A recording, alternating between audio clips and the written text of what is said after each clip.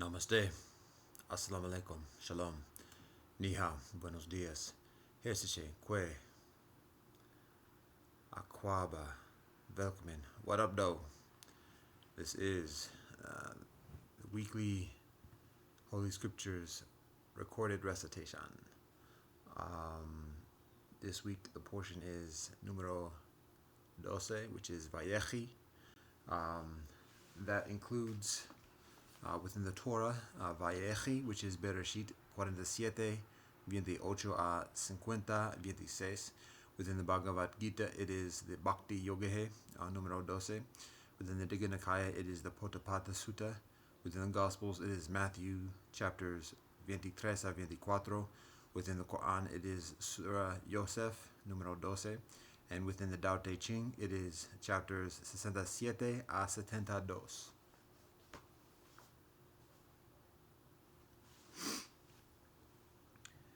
Bismillah ar-Rahman ar-Rahim. Allah wabha. Deus nos de qui essentiale sanctificato nome tuum. Vahegur sanam. Dao kedao fehung dao. Ja. Baruch ata Adonai Eloheinu melech ha'olam hamutzi lachem min haaretz. Kiri eleison. Sivu masu sabrigatahim. Sabe sata bavantu sukitata. Fagabia. Ubuntu. Shabono. Frekako. Aquaba upendana amani. Womenjakan. Shihe. Como salida. Domo arigato. Pilama yellow walk and talk odogashingud. God, we thank you for all that you bless us. Go remember the God. Adda jamiyat afnami aho. Om shanti shanti shanti. Amen.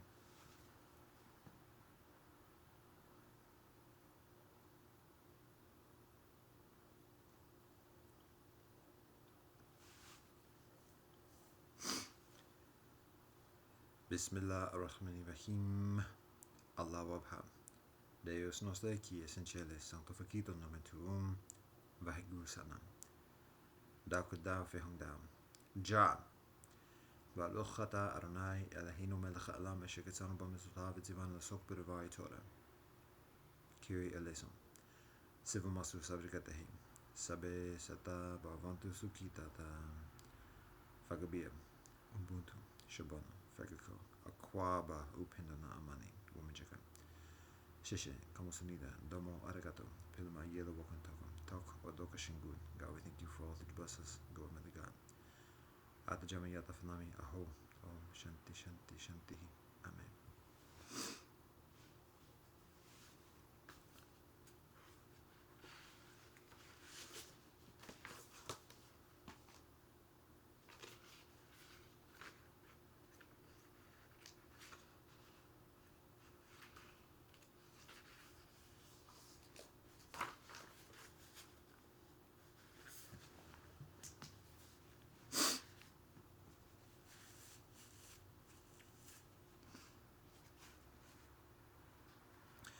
Torah, Vayechi, Bereshit 47, 28 a 50, 26.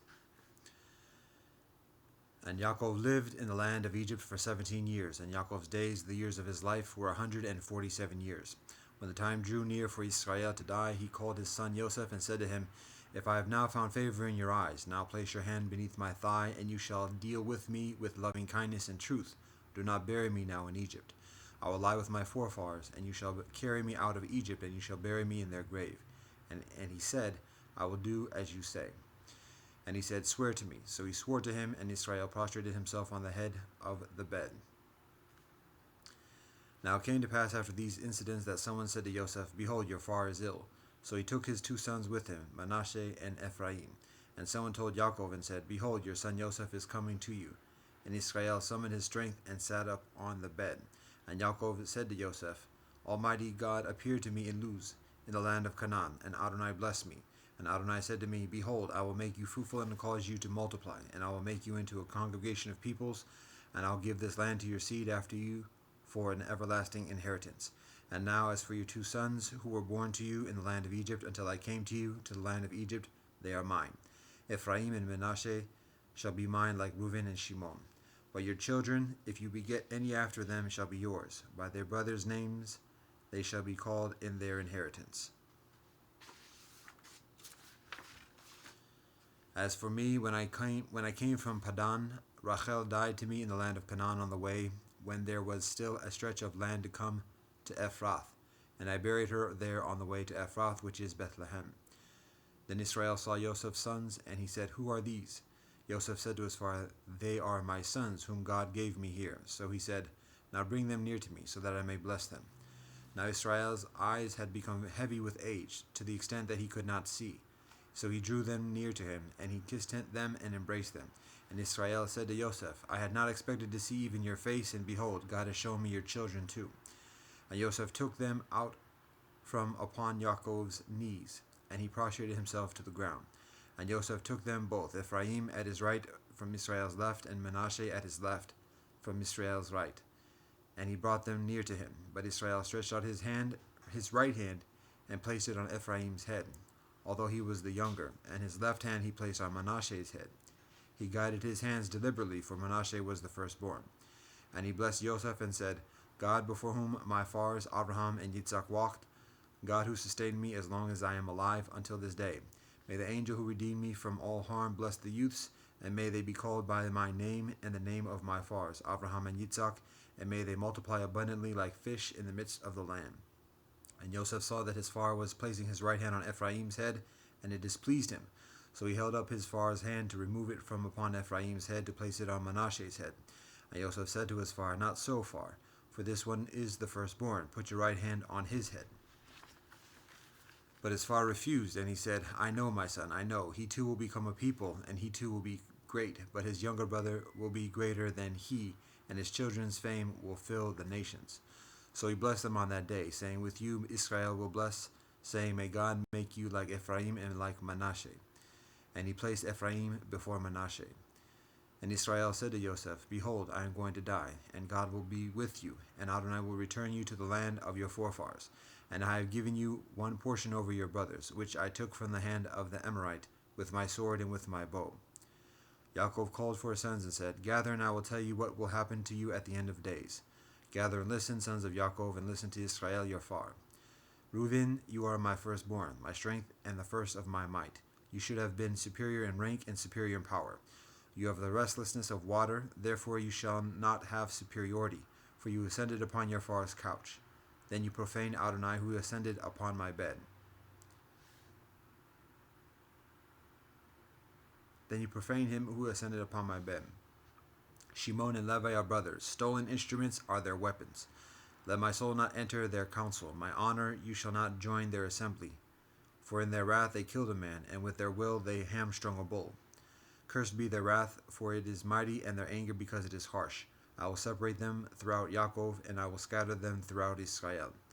Yehuda, as for you, your brothers will acknowledge you. Your hand will be at the nape of your enemies, and your far sons will prostrate themselves to you. A cub and a grown lion is Yehuda.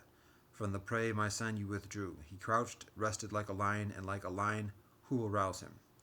The scepter shall not depart from Yehuda, nor the student of the law from between his feet, until Shiloh comes, and to him will be a gathering of peoples.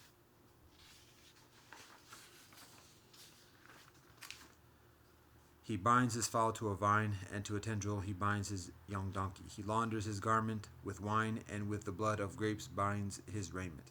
His eye red-eyed from wine, and white-toothed from milk. Zebulun will dwell on the coast of the seas. He will be at the harbor of the ships, and his boundary will be at Zidon. Issachar is a bony donkey, lying between the boundaries. He saw a resting place, that it was beneficial, and the land, that it was pleasant. And he bent his shoulder to bear burdens, and he became an indentured laborer. Dan will avenge his people like one, the tribes of Israel. Dan will be a serpent on the road, a viper on the path, which bites the horse's heel, so its rider falls backwards. For your salvation I hope, O Lord. As for Gad, a troop will troop forth from him, and it will troop back in its tracks. From Asher will come rich food, and he will yield regal delicacies. Naphtali is a swift gazelle. He is one who utters beautiful words.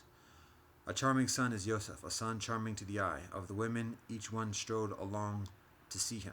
They heaped bitterness upon him and became quarrelsome. Yea, archers despised him. But his bow was strongly established, and his arms were gilded from the hands of the mighty one of Yaakov. From there he sustained the rock of Israel.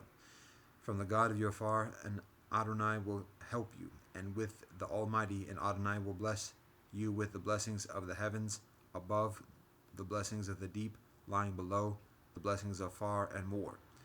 The blessings of your far surpass the blessings of my parents, the ends of the everlasting hills. May they come to Joseph's head, and to the crown of the head of the one who was separated from his brothers. Benjamin is a wolf. He will prey. In the matin he will devour plunder, and in the evening he will divide the spoil. All these are the 12 tribes of Israel, and this is what their far spoke to them, and blessed them. Each man according to his blessing he blessed them. And he commanded them and said to them, I will be brought into my people. Bury me with my fathers in the cave that is in the field of Ephron the Hittite, in the cave that is in the field of Machpelah, which is before Mamre in the land of Canaan, which field Abraham bought from Ephron the Hittite for burial property. There they buried Abraham and his wife Sarah. There they buried Yitzchak and his wife Rivkah, and there I buried Leah. The purchase of the field and the cave therein was from the sons of Het. And Yaakov concluded commanding his sons, and he drew his legs up into the bed and expired, and was brought in to his people. Joseph fell on his far's face, and he wept over him and kissed him. And Joseph commanded his servants, the physicians, to embalm his far, and the physicians embalmed Israel. And 40 days were completed for him, and so are the days of embalming completed, and the Egyptians wept over him for 70 days. When the days of his weeping had passed, Joseph spoke to Pharaoh's household, saying, If now I have found favor in your eyes, speak now in Pharaoh's ears, saying, My far adjured me, saying, Behold, I am going to die. In my grave which I dug for myself in the land of Canaan, there you shall bury me. So now please let me go up and bury my far in return. And Pharaoh said, Go up and bury your far as he adjured you.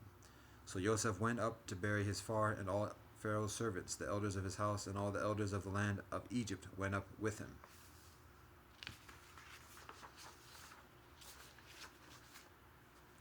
And Joseph's entire household, and his brothers and his far's household, all their young children and their flocks and cattle did they leave in the land of Goshen.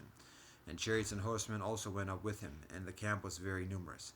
And they came to the threshing floor of the thorn bushes, which is on the other side of the Jordan. And there they conducted a very great and impressive eulogy, and he made for his far a grieving of 7 days. The Canaanites, the inhabitants of the land, saw the grieving at the threshing floor of the thorn bushes, and they said, This is an intense grieving for the Egyptians. Therefore they named it Abel Mizraim, Egypt grieves, which is on the other side of the Jordan. And his sons did to him just as he had commanded them. And his sons carried him to the land of Canaan, and they buried him in the cave of the field of Machpelah, which field Abraham had bought for burial property from Ephron the Hittite before Mamre. And Joseph returned to Egypt, he and his brothers, and all who had gone up with him to bury his far. And he had buried after he had buried his far. Now Joseph's brothers saw that their far had died, and they said, Perhaps Joseph will hate us and return to us all the evil that we did to him. So they commanded messengers to go to Joseph to say, Your far commanded us before his death, saying, So shall you say to Joseph, Please forgive now your brother's transgression and their sin, for they did evil to you. Now please forgive the transgression of the servants of the God of your far. Joseph wept when he spoke to them. His brothers also went and fell before him, and they said, Behold, we are your slaves. But Joseph said to them, Don't be afraid, for am I instead of God? Indeed, you intended evil against me, but God designed it for benevolence, in order to bring about what is at present, to keep a great populace alive. So now do not fear, I will sustain you and your small children. And he comforted them and spoke to their hearts. So Joseph dwelt in Egypt, he and his father's household, and Joseph lived 110 years. Joseph saw children of a third generation born to Ephraim. Also the sons of Machir, the son of Manasseh, were born on Joseph's knees. Joseph said to his brothers, I am going to die. God will surely remember you and take you up out of this land to the land that Adonai swore to Abraham, to Yitzchak, and to Yaakov. And Joseph adjured the children of Israel, saying, God will surely remember you, and you shall take up my bones out of here. And Joseph died at the age of 110 years, and they embalmed him, and he was placed into the coffin in Egypt.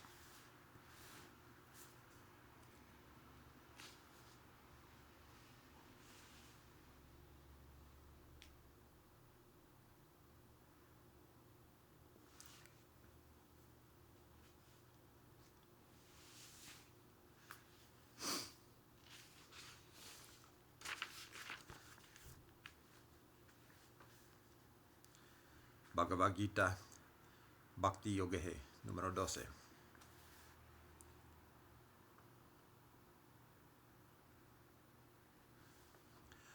Arjuna said, "Those devotees who ever steadfast worship you after this fashion, and those others who worship the imperishable and unmanifest, which of these have greater knowledge of yoga?"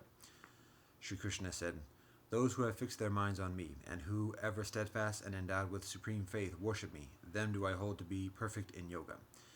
And those who have completely controlled their senses, and are of even mind under all conditions, and thus worship the imperishable, the ineffable, the unmanifest, the omnipresent, the incomprehensible, the immutable, the unchanging, the eternal. They, devoted to the welfare of all beings, attain me alone and none else. The task of those whose minds are set on the unmanifest is further difficult, for the ideal of the unmanifest is hard to attain for those who are embodied. But those who concentrate all their actions to me, regard me as the supreme goal, and who worship me, meditating on me with single-minded concentration, to them whose minds are thus absorbed in me, verily I become ere long, O Partha, the savior from the death-fraught ocean of the world.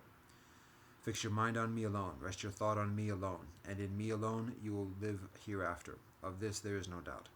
If you are unable to fix your mind on me, O Dhananjaya, then seek to reach me by the yoga of constant practice. If you are incapable of constant practice, then devote yourself to me service. For even by rendering service to me, you will attain perfection. If you are unable to do even this, then be self-controlled, surrender the fruit of all action, and take refuge in me. Knowledge is better than practice, and meditation is better than knowledge. Renunciation of the fruit of action is better than meditation. Peace immediately follows such renunciation. He who never hates any being and is friendly and compassionate to all, who is free from the feelings of I and mine, and even-minded in pain and pleasure, who is forbearing, ever content, and steady in contemplation, who is self-controlled and possessed of firm conviction, and who has consecrated his mind and understanding to me. Dear to me is the one who is thus devoted to me. He by whom the world is not afflicted, and whom the world cannot afflict. He who is free from joy and anger, fear and anxiety. He is dear to me. He who is free from dependence, who is pure and prompt, unconcerned and untroubled, and who has renounced all undertakings. Dear to me is the man who is thus devoted to me. He who rejoices not and hates not, who grieves not and desires not, who has renounced both benevolent and evil, and is full of devotion, he is dear to me.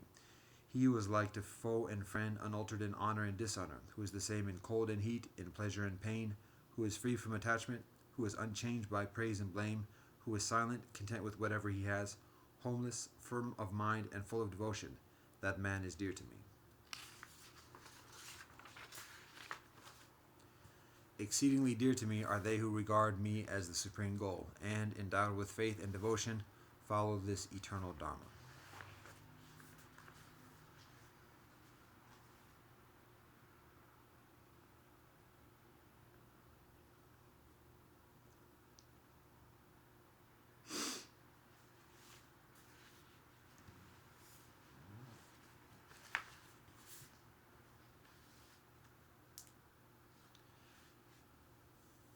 Digha Nikaya, the Potapata Sutta, numero 9.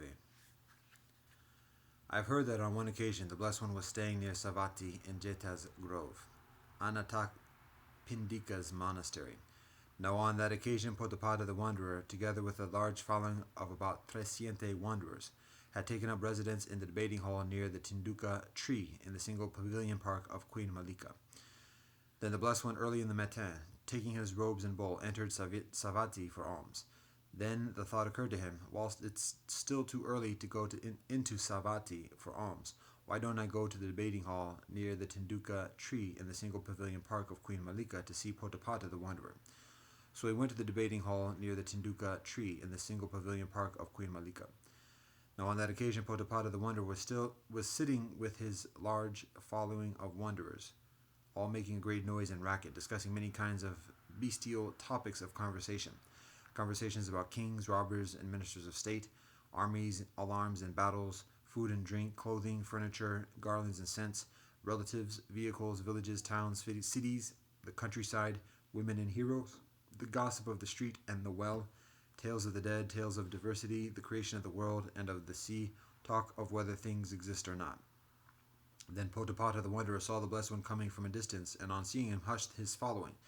Be quiet, benevolent sirs, don't make any noise. Here comes Gautama the Contemplative.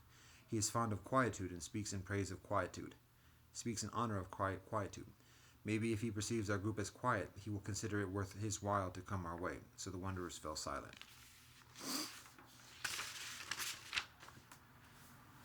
Then the Blessed One went to Potapata, and Potapata said to him, Come, Blessed One, welcome, Blessed One. It's been a long time since the Blessed One has gone out of his way to come here. Sit down, Blessed One, the seat has been prepared. So the Blessed One sat on the prepared seat. Potapata, taking a lower seat, sat to one side. As he was sitting there, the Blessed One said to him, For what topic of conversation are you gathered together here? In the midst of what topic of conversation have you been interrupted? When this was said, Potapata replied, Never mind, Master, about the topic of conversation for which we have gathered here. It won't be difficult for the Blessed One to hear about that later. For the past few days, a discussion has arisen amongst the many sects of Brahmins and contemplatives gathered and sitting together in the debating hall concerning the ultimate cessation of perception. How is there the ultimate cessation of perception? With regard to this, some said, A person's perception arises and ceases without cause, without reason. When it arises, one is percipient. When it ceases, one is not percipient. That's how one group described the ultimate cessation of perception. Then someone said, No, that's not it. That's not how it is. Perception is a person's self, which comes and goes. When it comes, one is percipient. When it goes, one is not percipient. That's how one group described the ultimate cessation of perception. Then someone else said, No, that's not how it is, for there are Brahmins and contemplators of great power, great potency. They draw perception in and out of a person. When they draw it in, one is percipient. When they draw it out, one is not percipient. That's how one group described the ultimate cessation of perception. Then someone else said, No, that's not how it is, for there are devas of great power, great potency. They draw perception in and out of a person. When they draw it, one is percipient. When they draw it out, one is not percipient. That's how one group described the ultimate cessation of perception. Then the memory of the Blessed One arose within me. Ah, the Blessed One. Ah, the well gone. The one well gone, who surely is well skilled in these matters. The Blessed One is skilled and expert in the ultimate cessation of perception. So what, Master, is the ultimate cessation of perception?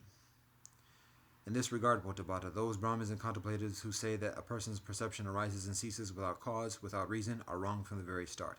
Why is that? Because a person's perception arises and ceases with a cause, with a reason. With training, one perception arises, and with training, another perception ceases. And what is that training? There is the case where a Tathagata appears in the world, worthy and rightly self-awakened. Abbreviation. This is how a monk is consummate in virtue. Abbreviation. Herein, Potapata, a Tathagata arises in the world, a worthy one, perfectly enlightened, endowed with clear knowledge and conduct, accomplished, a knower of the world, unsurpassed, trainer of men to be tamed, teacher of angels and men, enlightened and exalted, having realized by his direct knowledge this world with its angels, its Maras and its Brahmas, this generation with its recluses and Brahmins, its rulers and people, he makes it known to others. He teaches the Dharma that is benevolent in the beginning, benevolent in the middle, and benevolent in the end. Possessing meaning and phrasing, he reveals the holy life that is fully complete and purified. A householder or a householder's son or one born into some other family hears the Dharma. Having heard the Dharma, he gains faith in the Tathagata. Endowed with such faith, he reflects. The household life is crowded, a path of dust. Going forth is like the open air. It is not easy for one dwelling at home to lead the perfectly complete, perfectly purified holy life, bright as a polished conch. Let me then shave off my hair and beard, put on saffron robes, and go forth from home to homelessness. After some time he abandons his accumulation of wealth, be it large or small. He abandons his circle of relatives, be it large or small. He shaves off his hair and beard, puts on his saffron robes, and goes forth from home to homelessness. When he has thus gone forth, he lives restrained in the restraint of the Patimokkha, possessed of proper behavior and resort. Having taken up the rule of training, he trains himself in them, seeing danger in the slightest faults. He comes to be endowed with wholesome bodily and verbal action. His livelihood is purified, and he is possessed of conduct. He guards the door of his sense faculties, is endowed with mindfulness and clear comprehension, and is content. And how Potapata is the bhikshu possessed of ethical discipline? Herein, Potapata, having abandoned the destruction of life, the bhikshu abstains from the destruction of life. He has laid down the rod and weapon and dwells conscientious, full of kindness, sympathetic for the welfare of all living beings. This Potapata pertains to his perfection in ethical discipline. Having abandoned taking what is not given, he abstains from taking what is not given. Accepting and expecting only what is given, he lives in honesty with a pure mind. This Potapata pertains to his perfection in ethical discipline. Having abandoned in celibacy, he leads the holy life of celibacy. He dwells aloof and abstains from the vulgar practice of sexual intercourse. This Potapata pertains to his perfection in ethical discipline. Having abandoned false speech, he abstains from falsehood. He speaks only the truth. He lives devoted to the truth. Trustworthy and reliable, he does not deceive anyone in the world. This Potapata pertains to his perfection in ethical discipline. Having abandoned slander, he abstains from slander. He does not repeat elsewhere what he has heard here in order to divide others from the people here. Nor does he repeat here what he has heard elsewhere in order to divide these from the people there. Thus he is the reconciler of those who are divided and a promoter of friendships, rejoicing, delighting, and exulting in concord. He speaks only words that are conducive to concord. This Potapata pertains to his perfection in ethical discipline. Having abandoned harsh speech, he abstains from harsh speech. He speaks only such words as are gentle, pleasing to the ear, endearing, going to the heart, polite, amiable, and agreeable to the many folk. This Potapata pertains to his perfection in ethical discipline. Having abandoned idle chatter, he abstains from idle chatter. He speaks at the right time, speaks what is factual and beneficial, speaks on the Dharma and the discipline.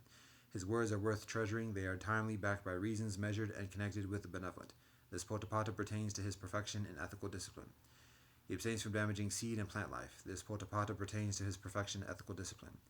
He eats only in one part of the day, refraining from food at night and from eating at improper times. This Potapata pertains to his perfection in ethical discipline. He abstains from dancing, singing, instrumental music, and from witnessing unsuitable shows. This Potapata pertains to his perfection in ethical discipline. He abstains from wearing garlands, embellishing himself with scents, and beautifying himself with unguents. This Potapata pertains to his perfection in ethical discipline. He abstains from high and luxurious beds and seats. This Potapata pertains to his perfection in ethical discipline. He abstains from accepting gold and silver. This Potapata pertains to his perfection in ethical discipline. He abstains from accepting uncooked grain, raw meat, women and girls, male and female slaves, goats and sheep, fowl and swine, elephants, cattle, horses, and mares. This Potapata pertains to his perfection in ethical discipline. He abstains from accepting fields and lands. This Potapata pertains to his perfection in ethical discipline. He abstains from running messages and errands. This Potapata pertains to his perfection in ethical discipline. He abstains from buying and selling. This Potapata pertains to his perfection in ethical discipline. He abstains from dealing with false weights, false metals, and false measures. This Potapata pertains to his perfection in ethical discipline. He abstains from the crooked ways of bribery, deception, and fraud. This Potapata pertains to his perfection in ethical discipline. He abstains from mutilating, executing, imprisoning, robbery, plunder, and violence. This Potapata pertains to his perfection in ethical discipline. Whereas some recluses and Brahmins, whilst living on food offered by the faithful, continually cause damage to seed and plant life, to plants propagated from roots, stems, joints, buds, and seeds, he abstains from damaging seed and plant life. This Potapata pertains to his perfection in ethical discipline. Whereas some recluses and Brahmins, whilst living on food offered by the faithful, enjoy the utilization of stored up treasures, such as stored up food, drinks, garments, vehicles, bedding, scents, and comestibles, he abstains from the utilization of such stored up treasures. This Potapata pertains to his perfection in ethical discipline. Whereas some recluses and Brahmins, whilst living on food offered by the faithful, attend unsuitable shows, such as shows featuring dancing, singing, or instrumental music, theatrical performances, narrations of legends, music played by hand clapping, cymbals, and drums, picture houses, acrobatic performances, combats of elephants, horses, buffaloes, bulls, goats, rams, cocks, and quails, stick fights, boxing and wrestling, sham fights, roll calls, battle rays, and regimental reviews. He abstains from attending such unsuitable shows. This Potapata pertains to his perfection in ethical discipline. Whereas some recluses and Brahmins, whilst living on food offered by the faithful, indulge in the following games and recreations: Atapata, a game played on an 8-row chessboard; Dasapata, a game played on a 10-row chessboard; Akasa, played by imagining a board in the air; Pariharapata, hopscotch, a diagram is drawn on the ground and one has to jump in the allowable spaces, avoiding the lines; Santika, spillikins, assembling the parts in a pile, removing and returning them without disturbing the pile; Kalika, dice games; Gatika, hitting a short stick with a long stick; Salakahata, a game played by dipping the hand in a paint of dye, striking the ground or a wall, and requiring the participants to show the figure of an elephant or horse and additionally; Aka, ball games; Pangachira, blowing through toy pipes made of leaves; Bankaka, plowing with miniature plows; Mokachika, turning somersaults; Chingolika, playing with paper windmills; Patalaka, playing with toy measures; Rataka, playing with toy chariots; Danuka, playing with toy bows; Akarika, guessing at letters written in the air or on one's back; Manasika, guessing others' thoughts; Yatavaja, games involving mimicry of deformities. He abstains from such games that are a basis for negligence. Whereas some recluses and Brahmins, whilst living on the food offered by the faithful, enjoy the utilization of high and luxurious beds and seats such as spacious couches, thrones with animal figures carved on the supports, long-haired coverlets, multicolored patchwork coverlets, white woolen coverlets embroidered with flowers, quilt stuffed with cotton, woolen coverlets embroidered with animal figures, woolen coverlets with hair on both sides or on one side, bedspreads embroidered with gems, silk coverlets, dance hall carpets, elephant, horse, and chariot rugs, rugs of antelope skins, choice spreads made of Kadali deer hides, spreads with red awnings overhead, couches with red cushions for head and feet. He abstains from the utilization of such high and luxurious beds and seats. This potapata pertains to his perfection and ethical discipline. Whereas some recluses and Brahmins, whilst living on food offered by the faithful, enjoy the utilization of such devices for embellishing and beautifying themselves, as the following: rubbing scented powders into the body, massaging with oils, bathing in perfumed water, kneading the limbs, mirrors, ointments, garlands, scents, unguents, face powders, makeup, bracelets, headbands, decorated walking sticks, ornamented medicine tubes, rapiers, soleil shades, embroidered sandals, turbans, diadems, yak-tail whisks, and long-fringed white robes. He abstained from the utilization of such devices for embellishment and beautification. Whereas some recluses and Brahmins, whilst living on the food offered by the faithful, engage in frivolous chatter, such as talk about kings, thieves, and ministers of state, talk about armies, dangers, and wars, talk about food, drink, garments, and lodgings, talk about garlands and scents, talk about relations, vehicles, villages, towns, cities, and countries, talk about women and talk about heroes, street talk and talk by the well, talk about those departed in days gone by, rambling chit-chat, speculations about the world and about the sea, talk about gain and loss. He abstains from such frivolous chatter. This potapata pertains to his perfection in ethical discipline. Whereas some recluses and Brahmins, whilst living on the food offered by the faithful, engage in wrangling argumentation, saying to one another, "You don't understand this doctrine and discipline. It is I who understand this doctrine and discipline. How can you understand this doctrine and discipline? You're practicing the wrong way, I'm practicing the right way. I'm being consistent, you're inconsistent. What should have been said first, you said last. What should have been said last, you said first. What you took so long to think out has been confuted. Your doctrine has been refuted, you're defeated. Go, try to save your doctrine or disentangle yourself now if you can." He abstains from such wrangling argumentation. This potapata pertains to his perfection in ethical discipline. Whereas some recluses and Brahmins, whilst living on the food offered by the faithful, engage in running messages and errands for kings, ministers of state, Katyas, Brahmins, householders, or youths, who command them, "Go here, go there, take this, bring that from there." He abstains from running such messages and errands.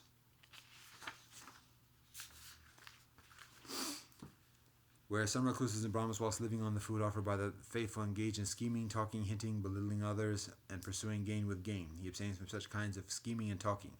This potapata pertains to his perfection and ethical discipline. Whereas some recluses and Brahmins, whilst living on the food offered by the faithful, earn their living by wrong means of livelihood by such debased arts as prophesying long life, prosperity additionally, or the reverse, from the marks on a person's limbs, hands, feet, and additionally, divining by means of omens and signs, making auguries on the basis of thunderbolts and celestial portents, interpreting ominous dreams, telling fortunes from marks on the body, making auguries from the marks on cloth gnawed by mice, offering fire oblations, offering oblations from a ladle, offering oblations of husks, rice powder, rice grain, ghee, and oil to the angels, offering oblations from the mouth, offering blood sacrifices to the angels, making predictions based on the fingertips, determining whether the site for a proposed house or garden is propitious or not, making predictions for officers of state, laying demons in a cemetery, laying ghosts, knowledge of charms to be pronounced by one living in an earthen house, snake charming, the poison craft, scorpion craft, rat craft, bird craft, crow craft, foretelling the number of years that a man has to live, reciting charms to give protection from arrows, reciting charms to understand the language of animals. He abstains from such wrong means of livelihood, from such debased arts. This potapata pertains to his perfection and ethical discipline. Whereas some recluses and Brahmins, whilst living on the food offered by the faithful, earn their living by wrong means of livelihood, by such debased arts as interpreting the significance of the color, shape, and other features of the following items to determine whether they portend fortune or misfortune for their owners: gems, garments, staffs, swords, spears, arrows, bows, other weapons, women, men, boys, girls, slaves, slave women, elephants, horses, buffaloes, bulls, cows, goats, rams, fowl, quails, lizards, earrings, or house gables, tortoises, and other animals. He abstains from such wrong means of livelihood, from such debased arts. This potapata pertains to his perfection and ethical discipline. Whereas some recluses and Brahmins, whilst living on the food offered by the faithful, earn their living by wrong means of livelihood by such debased arts as making predictions to the effect that the king will march forth, the king will return, our king will attack and the enemy king will retreat, the enemy king will attack and our king will retreat, our king will triumph and the enemy king will be defeated, the enemy king will triumph and our king will be defeated, Thus there will be a victory for one and defeat for the other. He abstains from such wrong means of livelihood, from such debased arts. This Potapata pertains to his perfection in ethical discipline. Where some recluses and Brahmins, whilst living on the food offered by the faithful, earn their living by wrong means of livelihood, by such base arts as predicting, there will be an eclipse of the moon, an eclipse of the soleil, an eclipse of a constellation. The sun, the soleil, and the moon will go on their proper courses. There will be an aberration of the soleil and moon. The constellations will go on their proper courses. There will be an aberration of the constellation. There will be an aberration of a constellation. There will be a fall of meteors. There will be a sky blaze. There will be an earthquake. There will be an earth roar. There will be a rising and setting, a darkening and brightening of the moon, soleil, and constellations. Such will be the result of the moon's eclipse, such the result of the soleil's eclipse, and so on down to such will be the result of the rising and setting, darkening and brightening of the moon, soleil, and constellations. He abstains from such wrong means of livelihood, from such debased arts. This Potapata pertains to his perfection in ethical discipline.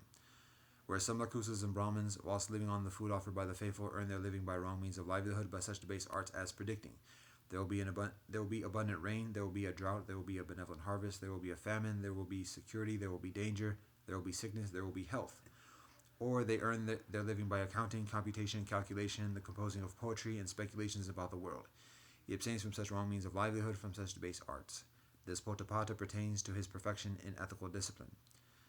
Whereas some recluses and Brahmins, whilst living on the food offered by the faithful, earn their living by wrong means of livelihood, by such debased arts as arranging auspicious dates for marriages, both those in which the bride is brought home and those in which she is sent out, arranging auspicious dates for betrothals and divorces, arranging auspicious dates for the accumulation or expenditure of money, reciting charms to make people lucky or unlucky, rejuvenating the fetuses of abortive women, reciting spells to bind a man's tongue, to paralyze his jaws, to make him lose control over his hands, or to bring on deafness, obtaining auricular answers to questions by means of a mirror, a girl, or an angel, worshipping the soleil, worshipping Mahabrahma, bringing forth flames from the mouth, invoking the angel of luck. He abstains from such wrong means of livelihood, from such debased arts. This Potapata pertains to his perfection in ethical discipline. Whereas some Lakusas and Brahmins, whilst living on the food offered by the faithful, earn their living by wrong means of livelihood, by such debased arts as promising gifts to deities in return for favors, fulfilling such promises, demonology, reciting spells after entering an earthen house, inducing virility and impotence, preparing and consecrating sites for a house, giving ceremonial mouthwashes and ceremonial bathing, offering sacrificial fires, administering emetics, purgatives, expectorants, and phlegmagogues, administering medicines through the ear and through the nose, administering ointments and counter-ointments, practicing fine surgery on the eyes and ears, practicing general surgery on the body, practicing as a children's doctor. He abstains from such wrong means of livelihood, from such debased arts. This Potapata pertains to his perfection in ethical discipline. Potapata. The bhikshu who is thus possessed of ethical discipline sees no danger anywhere in regard to his restraint by ethical discipline. Just as a head-anointed noble warrior who has defeated his enemies sees no danger anywhere from his enemies, so the bhikshu who is thus possessed of ethical discipline sees no danger anywhere in regard to his restraint by ethical discipline. Endowed with this noble aggregate of ethical discipline, he experiences within himself a blameless happiness. In this way, Potapata, the bhikshu, is possessed of ethical discipline. This Potapata is that perfection in ethical discipline. And how Potapata does the bhikshu guard the doors of his sense faculties? Herein, Potapata, having seen a form with the eye, the bhikshu does not grasp at the sign or the details.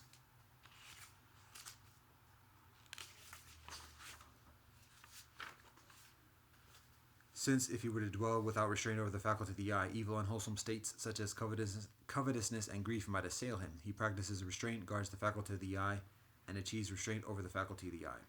Having heard a sound with the ear, the bhikshu does not grasp at the sign or the details, since if he were to dwell without restraint over the faculty of the ear, evil and unwholesome states such as covetousness and grief might assail him. He practices restraint, guards the faculty of the ear, and achieves restraint over the faculty of the ear. Having smelled an odor with the nose, the bhikshu does not grasp at the sign or the details, since if he were to dwell without restraint over the faculty of the nose, evil and unwholesome states such as covetousness and grief might assail him. He practices restraint, guards the faculty of the nose, and achieves restraint over the faculty of the nose. Having tasted a flavor with the tongue, the bhikshu does not grasp at the sign or the details, since if he were to dwell without restraint over the faculty of the tongue, evil and unwholesome states such as covetousness and grief might assail him. He practices restraint, guards the faculty of the tongue, and achieves restraint over the faculty of the tongue. Having touched a tangible object with the body, the bhikshu does not grasp at the sign or the details, since if he were to dwell without restraint over the faculty of the body, evil and unwholesome states such as covetousness and grief might assail him. He practices restraint, guards the faculty of the body, and achieves restraint over the faculty of the body. Having cognized a mind object with the mind, the bhikshu does not grasp at the sign or the details, since if he were to dwell without restraint over the faculty of the mind, evil and wholesome states such as covetousness and grief might assail him, he practices restraint, guards the faculty of the mind, and achieves restraint over the faculty of the mind. Endowed with this noble restraint of the sense faculties, he experiences within himself an unblemished happiness. In this way, Potapata the bhikshu guards the doors of the sense faculties. And how Potapata is the bhikshu endowed with mindfulness and clear comprehension? Herein, Potapata, in going forward and returning, the bhikshu acts with clear comprehension. In looking ahead and looking aside, he acts with clear comprehension. In bending and stretching the limbs, he acts with clear comprehension. In wearing his robes and cloak and utilizing his alms bowl, he acts with clear comprehension. In eating, drinking, chewing, and tasting, he acts with clear comprehension. In defecating and urinating, he acts with clear comprehension. In going, standing, sitting, lying down, waking up, speaking, and remaining silent, he acts with clear comprehension. In this way, Potapata, the bhikshu, is endowed with mindfulness and clear comprehension. And how Potapata is the bhikshu content? Herein, Potapata, a bhikshu is content with robes to protect his body and alms food to sustain his belly. Wherever he goes, he sets out taking only his requisites along with him. Just as a bird, wherever it goes, flies with its wings as its only burden, in the same way a bhikshu is content with robes to protect his body and alms food to sustain his belly. Wherever he goes, he sets out taking only his requisites along with him. In this way, Potapata the bhikshu is content. Endowed with this noble aggregate of ethical discipline, this noble restraint over the sense faculties, this noble mindfulness and clear comprehension, and this noble contentment, he resorts to a secluded dwelling. A forest, the foot of a tree, a mountain, a glen, a hillside cave, a cremation ground, a jungle grove, the open air, a heap of straw. After returning from his alms round, following his meals, he sits down, crosses his legs, holds his body erect, and sets up mindfulness before him. Having abandoned covetousness for the world, he dwells with a mind free from covetousness. He purifies his mind from covetousness. Having abandoned ill will and hatred, he dwells with a benevolent mind, sympathetic for the welfare of all living beings. He purifies his mind from ill will and hatred. Having abandoned dullness and drowsiness, he dwells perceiving light, mindful and clearly comprehending. He purifies his mind from dullness and drowsiness. Having abandoned restlessness and worry, he dwells at ease within himself with a peaceful mind. He purifies his mind from restlessness and worry. Having abandoned doubt, he dwells as one who has passed beyond doubt. Unperplexed about wholesome states, he purifies his mind from doubt. Potapata. Suppose a man were to take a loan and apply it to his business, and his business were to succeed, so that he could pay back his old debts and would have enough money left over to maintain a wife. He would reflect on this, and as a result, he would become glad and experience joy. Again, Potapata. Suppose a man were to become sick, afflicted, gravely ill, so that he could not enjoy his food, and his strength would decline. After some time, he would recover from that illness and would enjoy his food and regain his bodily strength. He would reflect on this, and as a result, he would become glad and experience joy. Again, Potapata. Suppose a man were locked up in a prison. After some time, he would be released from prison, safe and secure, with no loss of his possessions. He would reflect on this, and as a result, he would become glad and experience joy. Again, Potapata. Suppose a man were a slave without independence, subservient to others, unable to go where he wants. After some time, he would be released from slavery and gain his independence. He would no longer be subservient to others, but a free man able to go where he wants. He would reflect on this, and as a result, he would become glad and experience joy. Again, Potapata. Suppose a man with wealth and possessions were traveling along a desert road where food was scarce and dangers were many. After some time, he would cross over the desert and arrive safely at a village which is safe and free from danger. He would reflect on this, and as a result, he would become glad and experience joy. In the same way, Potapata, when a bhikshu sees that these 5 hindrances are unabandoned within himself, he regards that as a debt, as a sickness, as confinement in prison, as slavery, as a desert road. But when he sees that these 5 hindrances have been abandoned within himself, he regards that as freedom from debt, as benevolent health, as release from prison, as freedom from slavery, as a place of safety. When he sees that these 5 hindrances have been abandoned within himself, gladness arises. When he is glad, and rapture arises. When his mind is filled with rapture, his body becomes tranquil. Tranquil in body, he experiences happiness. Being happy, his mind becomes concentrated. Seeing that these 5 hindrances have been abandoned within him, he becomes glad. Glad, he becomes enraptured. Enraptured, his body grows tranquil. His body tranquil, he is sensitive to pleasure. Feeling pleasure, his mind becomes concentrated. Quite withdrawn from sensual pleasures, withdrawn from unskillful mental qualities, the monk enters and remains in the first jhana. Rapture and pleasure born from withdrawal, accompanied by directed thought and evaluation. His early perception of sensuality ceases, and on that occasion there is a perception of a refined truth of rapture, and pleasure born of seclusion. On that occasion he is one who is percipient of a refined truth of rapture and pleasure born of seclusion. And thus it is that with training one perception arises, and with training another perception ceases. Then, with the stilling of directed thoughts and evaluations, the monk enters and remains in the second jhana, rapture and pleasure born of composure, unification of awareness free from directed thought and evaluation, internal assurance. His early perception of refined truth of rapture and pleasure born of seclusion ceases, and on that occasion there is a perception of a refined truth of rapture and pleasure born of concentration. On that occasion he is one who is percipient of a refined truth of rapture and pleasure born of concentration, and thus it is that with one training one perception arises, and with training another perception ceases. And then with the fading of rapture he remains equanimous, mindful and alert, and senses pleasure with the body. He enters and remains in the third jhana, of which the noble ones declare equanimous and mindful. He has pleasant abiding. His early perception of a refined truth of rapture and pleasure born of concentration ceases, and on that occasion there is a perception of a refined truth of equanimity. On that occasion he is one who is percipient of a refined truth of equanimity. And thus it is that with training one perception arises, and with training another perception ceases. And then with the abandoning of pleasure and pain, as with the earlier disappearance of elation and distress, the monk enters and remains in the fourth jhana, purity of equanimity and mindfulness, neither pleasure nor pain. His early perception of a refined truth of equanimity ceases, and on that occasion there is a perception of a refined truth of neither pleasure nor pain. On that occasion he is one who is percipient of a refined truth of neither pleasure nor pain. And thus it is that with training one perception arises, and with training another perception ceases. And then with the complete transcending of perceptions of physical form, with the disappearance of perceptions of resistance and not heeding perceptions of diversity, perceiving infinite space, the monk enters and remains in the dimension of the infinitude of space. His early perception of a refined truth of neither pleasure nor pain ceases, and on that occasion there is a perception of a refined truth of the dimension of the infinitude of space. On that occasion he is one who is percipient of a refined truth of the dimension of the infinitude of space. And thus it is that with training one perception arises, and with training another perception ceases. And then with the complete transcending of the dimension of the infinitude of space, perceiving infinite consciousness, the monk enters and remains in the dimension of the infinitude of consciousness. His early perception of a refined truth of the dimension of the infinitude of space ceases, and on that occasion there is a perception of a refined truth of the dimension of the infinitude of consciousness. On that occasion he is one who is perceiving of a refined truth of the dimension of the infinitude of consciousness. And thus it is that with training one perception arises, and with training another perception ceases. And then with the complete transcending of the dimension of the infinitude of consciousness, thinking there is nothing, enters and remains in the dimension of nothingness. His earlier perception of a refined truth of the dimension of the infinitude of consciousness ceases, and on that occasion there is a perception of a refined truth of the dimensions of nothingness. On that occasion he is one who is percipient of a refined truth of the dimension of nothingness. And thus it is that with training one perception arises, and with training another perception ceases. Now when the monk is percipient of himself of himself here, then from there to there, step by step, he touches the peak of perception. As he remains at the peak of perception, the thought occurs to him, thinking is bad for me, not thinking is better for me. If I were to think and will, this perception of mine would cease, and a grosser perception would appear. What if I were neither to think nor to will? So he neither thinks nor wills.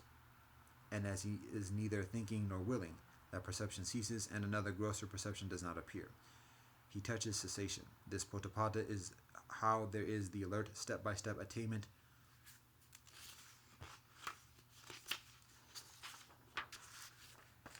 of the ultimate. Now what do you think, potapata? Have you ever before heard of such an alert, step-by-step attainment of the ultimate cessation of perception? No, master. And here is how I understand the Dhamma taught by the Blessed One. When the monk is percipient of himself here, then from there to there, step by step, he touches the peak of perception. As he remains at the peak of perception, the thought occurs to him, thinking is bad for me, not thinking is better for me. If I were to think and will, this perception of mine would cease, and a grosser perception would appear. What if I were neither to think nor to will? So he neither thinks nor wills, and as he is neither thinking nor willing, that perception ceases, and another grosser perception does not appear. He touches cessation. This potapata is how there is alert, step-by-step attainment of the ultimate cessation of perception. That's right, potapata. But master, does the Blessed One describe one peak of perception or many peaks of perception? Potapata, I describe one peak of perception and many peaks of perception. And how does the Blessed One describe one peak of perception and many peaks of perception? In whatever way one touches cessation, Potapata, that's the way I describe the peak of perception. That's how I describe one peak of perception and many peaks of perception. Now, Master, does perception arise first and knowledge after, or does knowledge arise first and perception after, or do perception and knowledge arise simultaneously? Potapata, perception arises first and knowledge after, and the arising of knowledge comes after the arising of perception. One discerns its independence of this, that my knowledge has arisen. Through this line of reasoning, one can realize how perception arises first and knowledge after, and how arising of knowledge comes from the arising of perception. Now, Master, is perception a person's self, or is perception one thing and self another? What self do you posit, Potapata? I posit a gross self. A gross self possessed a form made up of the four great existence, earth, water, fire, and wind, feeding on physical food. Then, Potapata, your self would be gross, possessed a form made up of the four great existence, feeding on physical food. That being the case, then for you, perception would be one thing and self another. And it's through this line of reasoning that one can realize how perception will be one thing and self another. Even as there remains in this gross self, possessed a form made up of the four great existence and feeding on food, one perception arises for that person as another perception passes away. It's through this line of reasoning that one can realize how perception will be one thing and self another. Then, Master, I posit a mind made self complete in all its parts, not inferior in its faculties. Then, Potapata, yourself would be mind made complete in all its parts, not inferior in its faculties. That being the case, then for you, perception would be one thing and self another. And it's through this line of reasoning that one can realize how perception will be one thing and self another. Even as there remains this mind made self, complete in all its parts, not inferior in its faculties, one perception arises for that person as another perception passes away. It's through this line of reasoning that one can realize how perception will be one thing and self another. Then, Master, I posit a formless self made of perception. Then, Potapata, yourself would be formless and made of perception. That being the case, then for you, perception will be one thing and self another. And it's through this line of reasoning that one can realize how perception will be one thing and self another. Even as there remains this formless self made of perception, one perception arises for that person as another perception passes away. It's through this line of reasoning that one can realize how perception will be one thing and self another. Is it possible for me to know, Master, whether perception is a person's self, or if perception is one thing and self another? Potapata, having other views, other practices, other satisfactions, other aims, other teachers, it's hard for you to know whether perception is a person's self, or if perception is one thing and self another. Well then, Master, if having other views, other practices, other satisfactions, other aims, other teachers, it's hard for me to know whether perception is a person's self, or if perception is one thing and self another, then is it the case that the cosmos is eternal, that only this is true, and anything otherwise is worthless? Potapata, I haven't expounded that the cosmos is eternal, that only this is true, and anything otherwise is worthless. Then is it the case that the cosmos is not eternal, that only this is true, and anything otherwise is worthless? Potapata, I haven't expounded that the cosmos is not eternal, that only this is true, and anything otherwise is worthless. Then is it the case that the cosmos is finite, the cosmos is infinite, the soul and the body are the same, the soul is one thing and the body another. After death, the Tathagata exists. After death, Tathagata does not exist. After death, a Tathagata both exists and does not exist. After death, a Tathagata neither exists nor does not exist. That only this is true, and anything otherwise is worthless.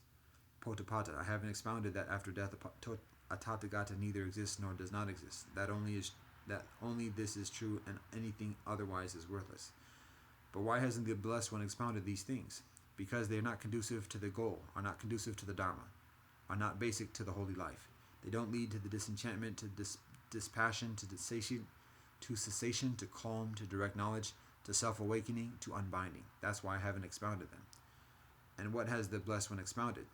I have expounded that this is stress. This is the origination of stress. This is the cessation of stress. This is the path of practice leading to the cessation of stress. And why has the Blessed One expounded these things? Because they are conducive to the goal, conducive to the Dharma, and basic to the holy life. They lead to disenchantment, to dispassion, to cessation, to calm, to direct knowledge, to self-awakening, to unbinding. That's why I have expounded them. So it is, Blessed One, so it is. Oh, well gone one. Well now, it's time for the Blessed One to do as he seems fit. Then the Blessed One got up from his seat and left. Not long after he had left, the wanderers with sneering words jeered at Potapata, the wanderer, from all sides. So whatever Gotama the contemplative says, Sir Potapata rejoices in his every word. So it is, blessed one, so it is, O well-gone one. But we don't understand Gotama the contemplative as having taught any categorical teaching as to whether the cosmos is infinite or the cosmos is finite, or whether after death the Tathagata neither exists nor does not exist. When this was said, Potapata the wanderer replied to the wanderers, I too don't understand Gotama the contemplative as having taught any categorical teaching as to whether the cosmos is infinite or the cosmos is finite, or whether after death a Tathagata neither exists nor does not exist. But Gotama the contemplative describes a genuine, authentic, and accurate practice grounded in the Dhamma and consonant with the Dhamma. And when a genuine, authentic, and accurate practice grounded in the Dhamma and consonant with the Dhamma is being explained, why shouldn't a knowledgeable person such as myself rejoice in the well-spokenness of Gotama the contemplative's well-spoken words? Then 2 or 3 days later, Chitta, the elephant trainer's son, and Potapata the wanderer went to the Blessed One. On their arrival, Chitta bowed down to the Blessed One and sat to one side, whilst Potapata the wanderer greeted the Blessed One courteously.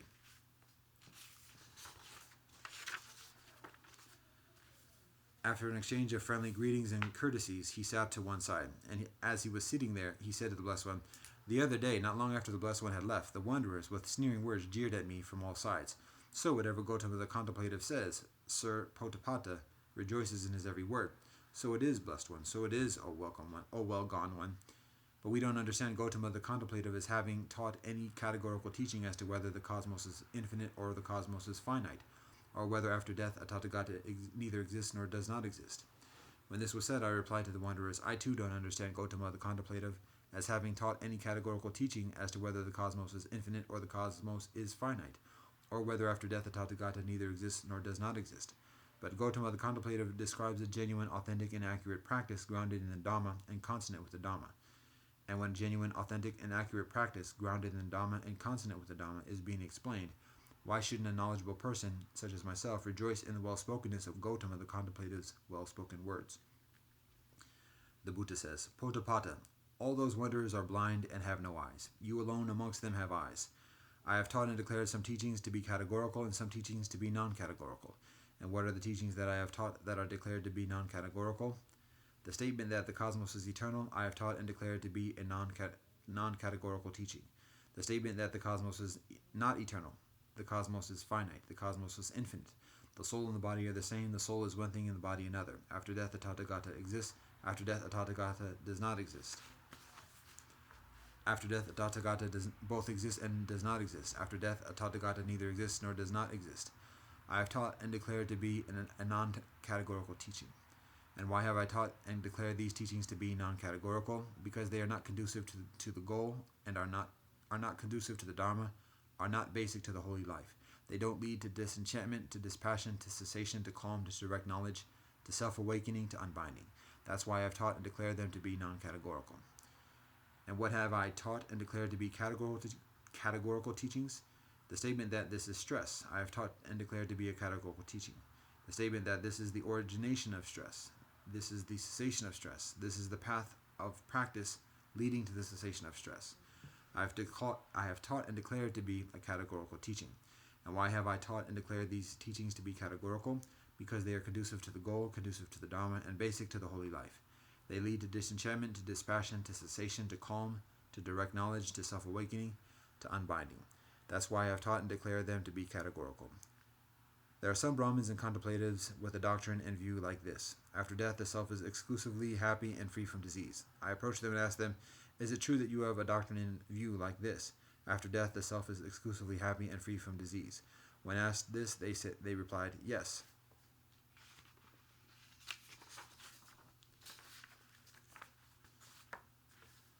So I asked them, but do you dwell having known or seen an exclusively happy world? When asked this, they said no.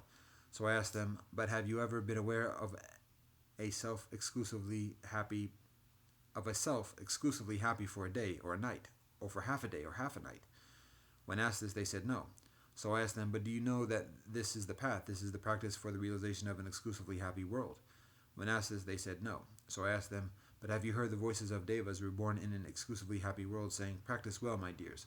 Practice straightforwardly, my dears, for the realization of an exclusively happy world. because it was through such a practice that we ourselves have been reborn in an exclusively happy world. When asked this, they said no. So what do you think, Potapata? When this is the case, don't the words of those Brahmins and contemplatives turn out to be unconvincing? Yes, Master, when this is the case, the words of those Brahmins and contemplatives turn out to be unconvincing. Potapata, it's as if a man were to say, I'm in love with the most beautiful woman in this country, and the other people were to say to him, well, my benevolent man, this most beautiful woman in this country with whom you are in love, do you know if she's of the warrior caste, the priestly caste, the merchant caste, or the laborer caste? And when asked this, he would say no. Then they would say to him, well then, do you know her name or clan name? Whether she's tall, short, or of medium height? Whether she's dark, fair, or ruddy skin? Do you know what village or town or city she's from? When asked this, he would say no. Then they would say to him, so you've never known or seen the woman you're in love with? When asked this, he would say yes. So what do you think, Potapata? When this is the case, don't the words of that man turn out to be unconvincing? Yes, Master. In the same way, there are some Brahmins and contemplators with a doctrine and view like this. After death, the self is exclusively happy and free from disease. Don't the words of those Brahmins and contemplatives turn out to be unconvincing? Yes, Master. Potapata, it's as if a man at a crossroads were to build a staircase for ascending to a palace, and other people were to say to him, well, my benevolent man, this palace for which you are building a staircase, do you know whether it's east, west, north, or south of here, whether it's high, low, or in between? And when asked this, he would say no. Then they would say to him, so you don't know or see the palace for which you are building a staircase? When asked this, he would say yes. So what do you think, Potapata? When this is the case, don't the words of the man turn out to be unconvincing? Yes, Master.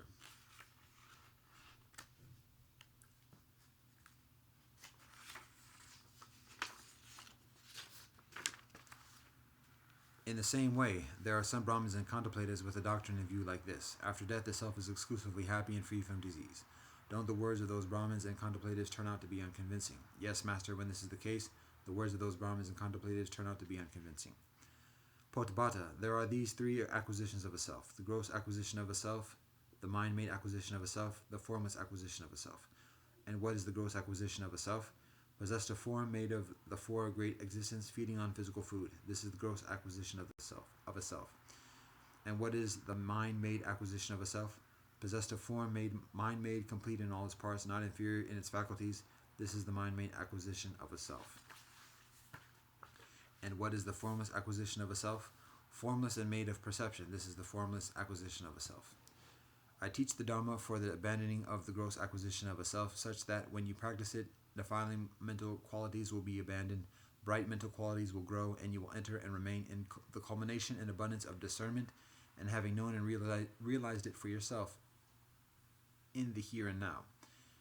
If the thought should occur to you that when defiling mental qualities are abandoned and bright mental qualities have grown, and one enters and remains in the culmination and abundance of discernment, having grown and realized it for oneself in the here and now, one's abiding is stressful, painful.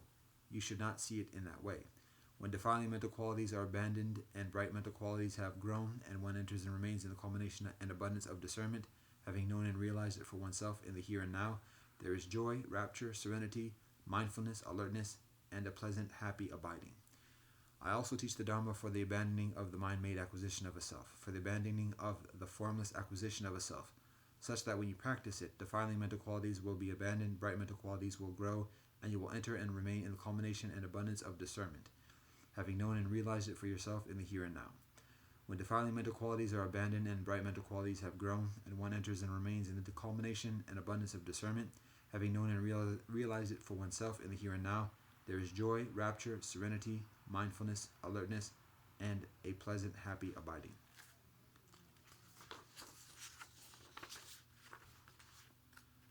I also teach the Dhamma for the abandoning of the mind-made acquisition of a self, for the abandoning of the formless acquisition of a self, such that when you will practice it, defiling mental qualities will be abandoned, bright mental qualities will grow, and you will enter and remain in the culmination and abundance of discernment, having known and realized it for yourself in the here and now.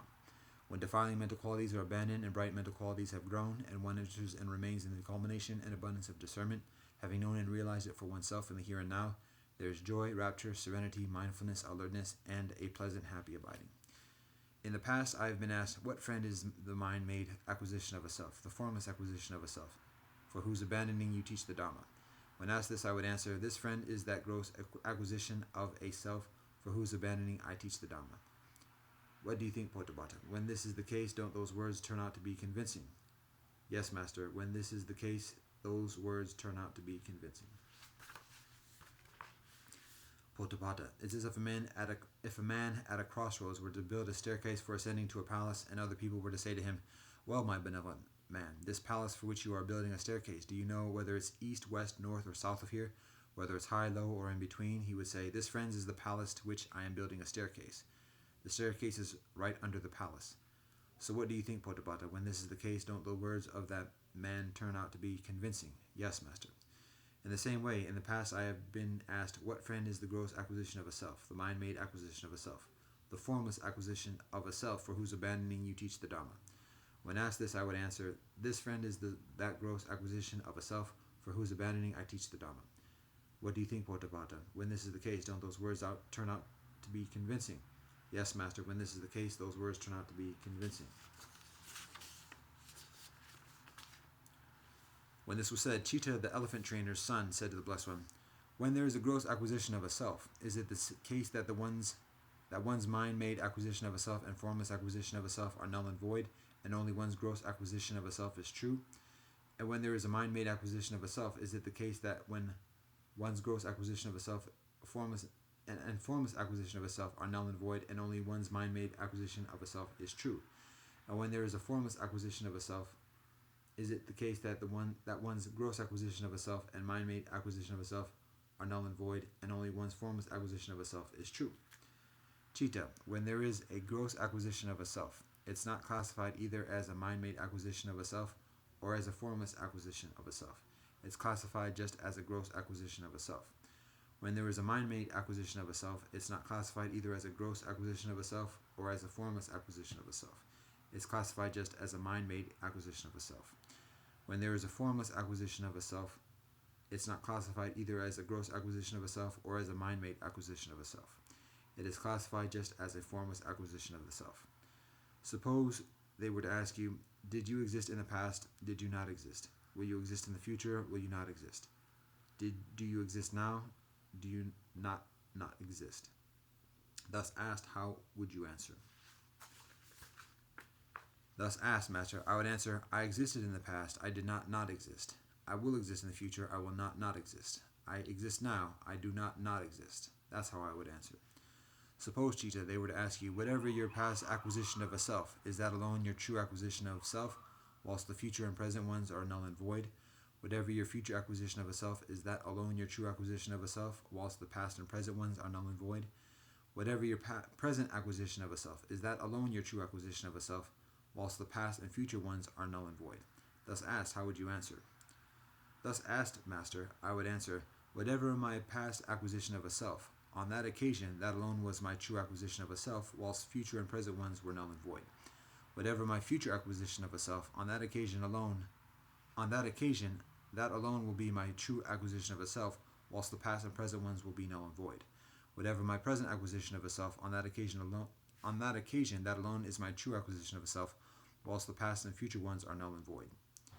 In the same way, Chita, when there is a gross acquisition of a self, it's classified just as a gross acquisition of a self. When there is a mind-made acquisition of a self, when there is a formless acquisition of a self, it's not classified either as a gross acquisition of a self or as a mind-made acquisition of a self. It's classified just as a formless acquisition of a self.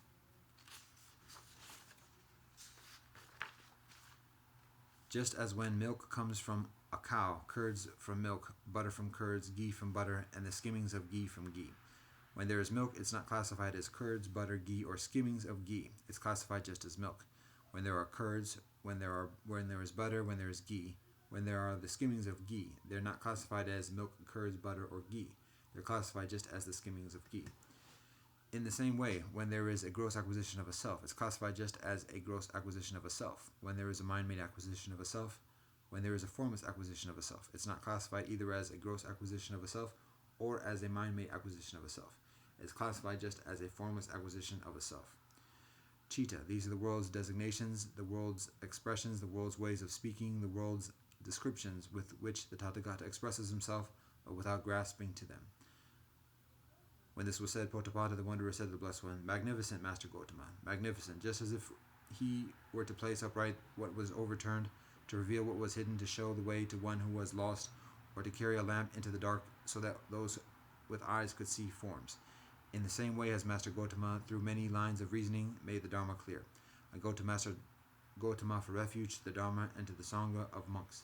May Master Gautama remember me as a lay follower who has gone to him for refuge from this day forward for life. But Chita, the elephant trainer's son, said to the Blessed One, Magnificent Master Gautama, magnificent, just as if he were to place upright what was overturned. In the same way has Master Gautama, through many lines of reasoning, made the Dharma clear. I go to Master Gautama for refuge, to the Dharma, and to the Sangha of monks. Let me obtain the going forth in the Blessed One's presence. Let me obtain acceptance. So Chita, the elephant trainer's son, obtained the going forth in the Blessed One's presence. He obtained acceptance, and not long after his acceptance, dwelling alone, secluded, heedful, ardent, and resolute, he in no long time reached and remained in the supreme goal of the holy life, for which clansmen rightly go forth from home into homelessness, knowing and realizing it for himself in the here and now. He knew birth is ended, the holy life fulfilled, the task done. There is nothing further for the sake of this world.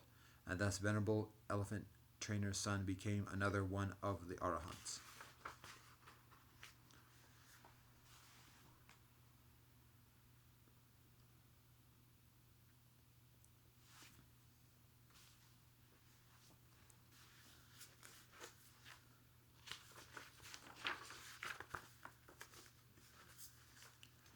Gospels, Matthew 23-24.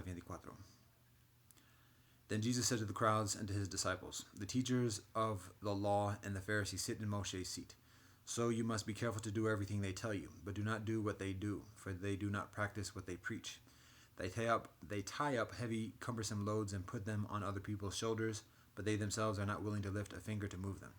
Everything they do is done for people to see. They make their phylacteries wide and the tassels on their garments long. They love the place of honor at banquets and the most important seats in the synagogues. They love to be greeted with respect in the marketplaces and to be called rabbi by others. But you are not to be called rabbi, for you have one teacher, and you are all brothers. And do not call anyone on earth far, for you have one creator, and God is in heaven. Nor are you to be called instructors, for you have one instructor, the Messiah. The greatest amongst you will be your servant, for those who exalt themselves will be humbled, and those who humble themselves will be exalted. Woe to you, teachers of the law and Pharisees, you hypocrites! You shut the door of the sovereignty of heaven in people's faces. You yourselves do not enter, nor will you let those enter who are trying to. Woe to you, teachers of the law and Pharisees, you hypocrites! You travel over the land and sea to win a single convert, and when you have succeeded, you make them twice as much a child of hell as you are.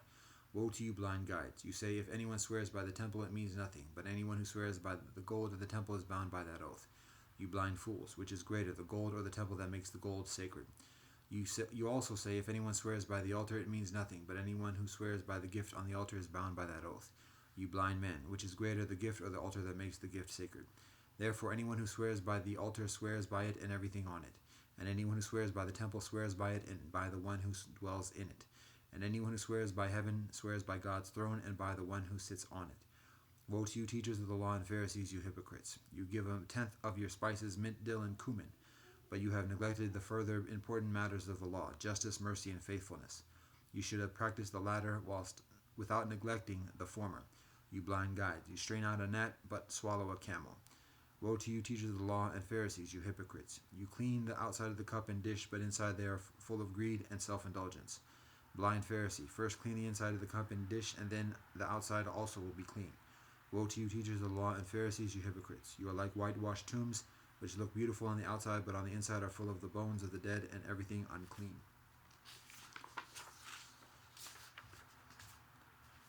In the same way, on the outside you appear to people as righteous, but on the inside you are full of hypocrisy and wickedness. Woe to you, teachers of the law and Pharisees, you hypocrites! You build tombs for the prophets and decorate the graves of the righteous, and you say, if we had lived in the days of our ancestors, we would not have taken part with them in shedding the blood of the prophets. So you testify against yourselves that you are the descendants of those who murder the prophets. Go ahead then and complete what your ancestors started. You snakes, you brood of vipers, how will you escape being condemned to hell? Therefore I am sending you prophets and sages and teachers. Some of them you will kill and crucify, others you will flog in your synagogues and pursue from town to town. And so upon you will come all the righteous blood that has been shed on earth, from the blood of righteous Abel to the blood of Zechariah, the son of Berechiah, whom you murdered between the temple and the altar. Truly I tell you, all this will come on this generation.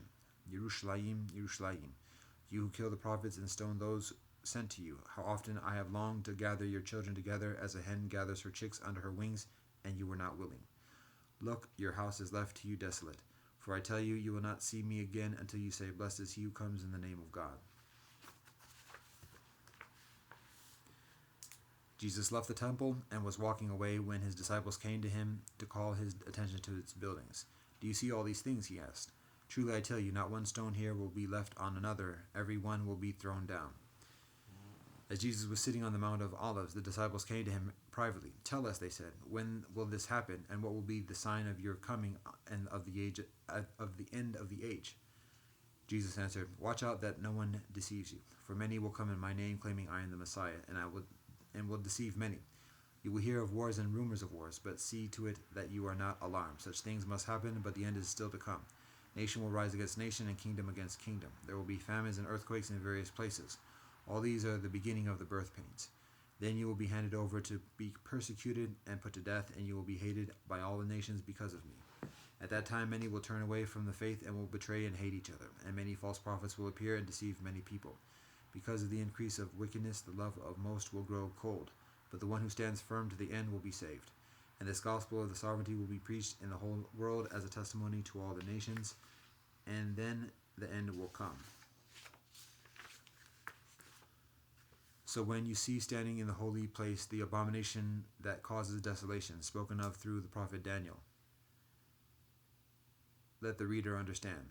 Then let those who are in Judea flee to the mountains. Let no one on the housetop go down to take anything out of the house. Let no one in the field go back to get their cloak. How dreadful it will be in those days for pregnant women and nursing Moors. Pray that your flight will not take place in winter or on Shabbat. For then there will be great distress, unequaled from the beginning of the world until now, and never to be equaled again. And those days had not been, if those days had not been cut short, no one would survive. But for the sake of the elect, those days will be shortened. At that time, if anyone says to you, Look, here is the Messiah, or there he is, do not believe it. For false messiahs and false prophets will appear and perform great signs and wonders to deceive, if possible, even the elect. See, I have told you ahead of time. So if anyone tells you, There he is, out in the wilderness, do not go out, or here he is, in the inner rooms, do not believe it. For as lightning that comes from the east is visible even in the west, so will be the coming of the Son of Man. Wherever there is a carcass, there the vultures will gather. Immediately after the distress of those days, the soleil will be darkened, and the moon will not give its light. The stars will fall from the sky, and the heavenly bodies will be shaken. Then will appear the sign of the Son of Man in heaven, and then all the peoples of the earth will grieve when they see the Son of Man coming on the clouds of heaven with power and great glory. And he will descend his angels with a loud trumpet call, and they will gather his elect from the four winds, from one end of the heavens to the other. Now learn this lesson from the fig tree. As soon as its twigs get tender and its leaves come out, you know that summer is near. Even so, when you see all these things, you know that it is near, right at the door. Truly I tell you, this generation will certainly not pass away until all these things have happened. Heaven and earth will pass away, but my words will never pass away. But about that day or hour no one knows, not even the angels in heaven, nor the Son, but only the Creator. As it was in the days of Noah, so it will be at the coming of the Son of Man. For in the days before the flood, people were eating and drinking, marrying and giving in marriage, up to the day Noah entered the ark. And they knew nothing about what would happen until the flood came and took them all away. That is how it will be at the coming of the Son of Man. 2 men will be in the field, one will be taken and the other left. 2 women will be grinding with a handmill, one will be taken and the other left. Therefore keep watch, because you do not know on what day your master will come. But understand this, if the owner of the house had known at what time of night the thief was coming, he would have kept watch and would not have let his house be broken into. So you also must be ready, because the Son of Man will come at an hour when you do not expect him. Who then is the faithful and wise servant, whom the master has put in charge of the servants in his household to give them their food at the proper time? It will be beneficial for that servant whose master finds him doing so when he returns. Truly I tell you, he will put him in charge of all his possessions. But suppose that servant is wicked and says to himself, My master is staying away a long time, and he then begins to beat his fellow servants and to eat and drink with drunkards. The master of that servant will come on a day when he does not expect him, and at an hour he is not aware. He will cut him to segments and assign him a place with the hypocrites, where there will be weeping weeping and gnashing of teeth.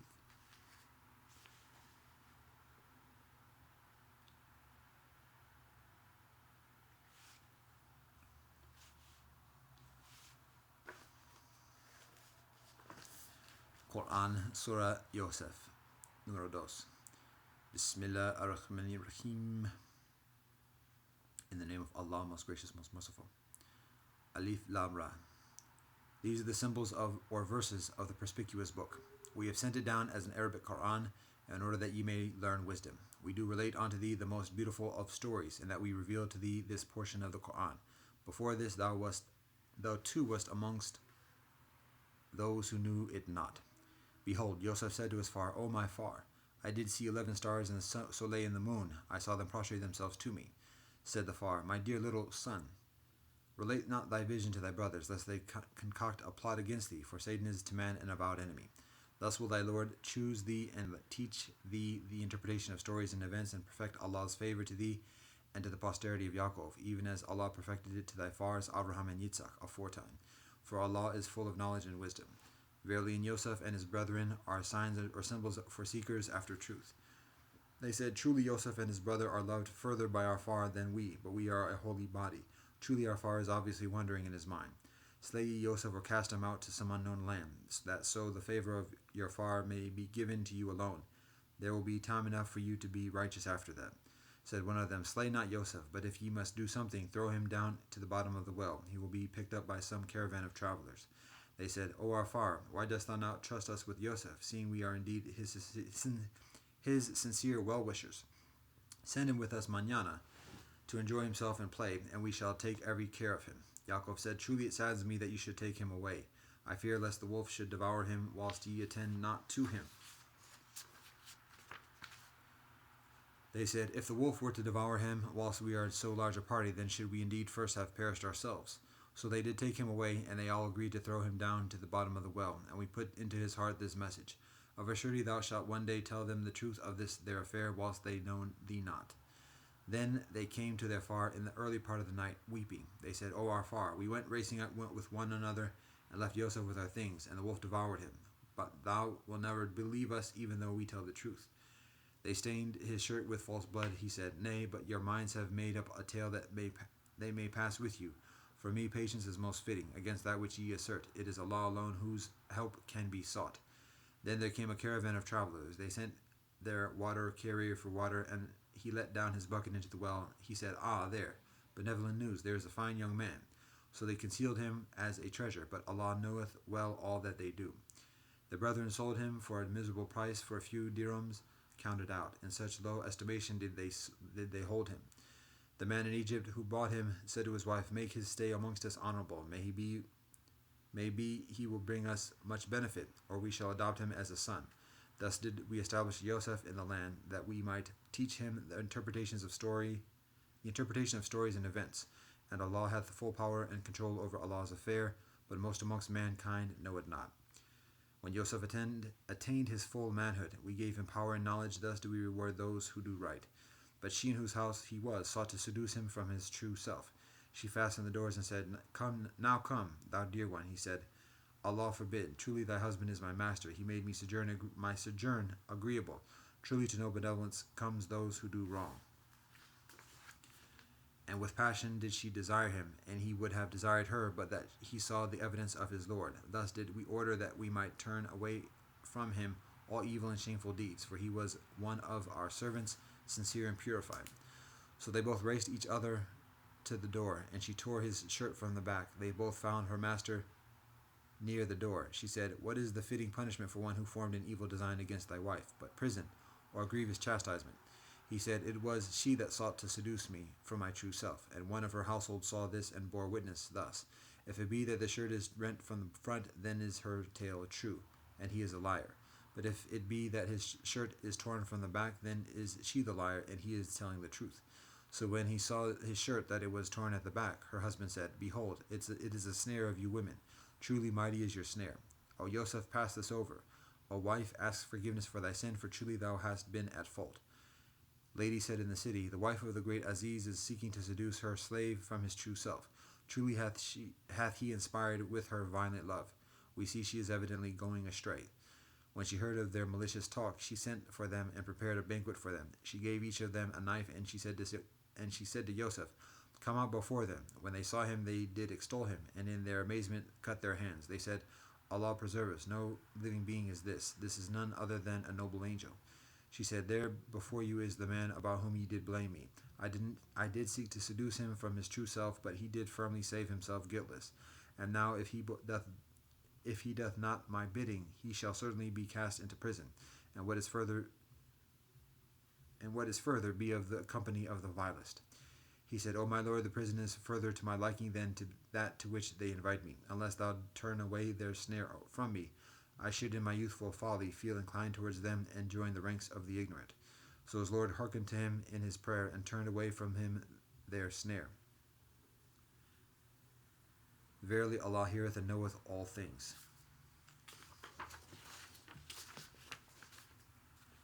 Then it occurred to the men, after they had seen the signs, that it was best to imprison him for a time. Now with him there came into this prison 2 young men. Said one of them, "I see myself in a dream pressing wine." Said the other, "I see myself in a dream carrying bread on my head, and birds are eating thereof." "Tell us," they said, "the truth and meaning of thereof, for we see thou art one that doth benevolence to all."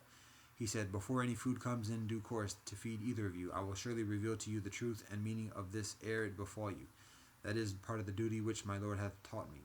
I have, I assure you, abandoned the ways of a people that believe not in Allah, and that even deny the hereafter. I follow the ways of my fathers, Abraham, Yitzhak, and Yaakov, and never could we attribute any partners whatever to Allah. That comes of the grace of Allah to us and to mankind, yet most men are not grateful.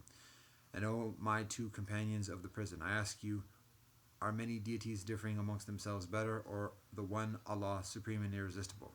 If not Allah, ye worship nothing but names which ye have named, ye and your fathers, for which Allah hath sent down no authority. The command is for none but Allah.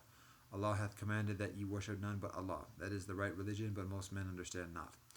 O my 2 companions of the prison, as to one of you, he will pour out the wine for his master to drink. As for the other, he will hang from a cross, and the birds will eat from his head. So hath been decreed the matter whereof ye twain do inquire."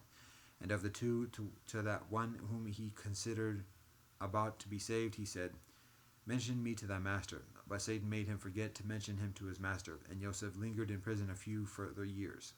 The king of Egypt said, "I do see in a vision 7 fat kine, whom 7 lean ones devour, and 7 green ears of corn, and 7 others withered. O ye chiefs, expound to me my vision, if it be that ye can interpret visions." They said, "A confused medley of dreams, and we are not skilled in the interpretation of dreams."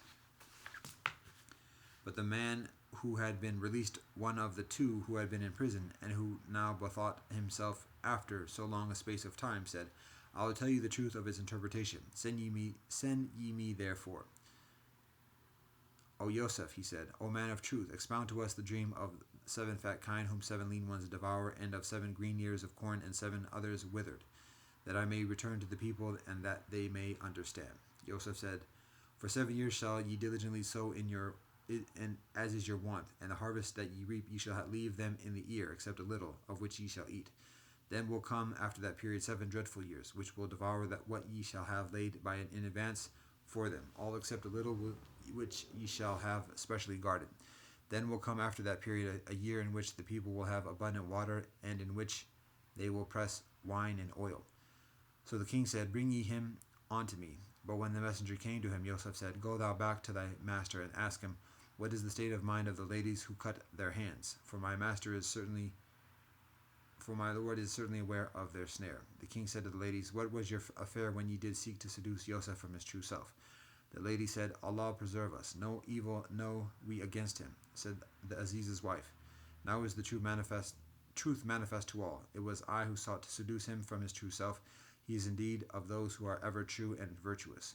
Thus say I, in order that he may know that I have never been false to him in his absence, and that Allah will never guide the snare of the false ones.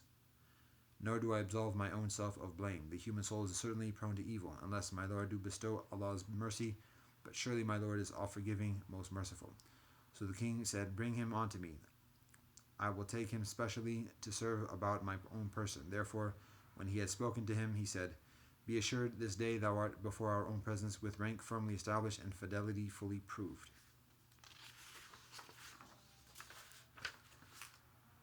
Yosef said, "Set me over the storehouses of the land. I will indeed guard them as one that knows their importance." Thus did we give established power to Yosef in the land to take possession therein, as, when, or where he pleased. We bestow of our mercy on whom we please, and we suffer not to be lost the reward of those who do benevolence. But verily, the reward of the hereafter is best for those who believe and are constant in righteousness. Then came Joseph's brethren. They entered his presence, and he knew them, but they knew him not. And when he had furnished them forth with provisions suitable for them, he said, "Bring unto me a brother ye have of the same far as yourselves, but a different more. See not that I pay out full measure, and that I do provide the best hospitality. Now if you bring him not to me, ye shall have no measure of grain from me, nor shall ye even come near me." They said, "We shall certainly seek to get our wish about him from his far. Indeed, we shall do it."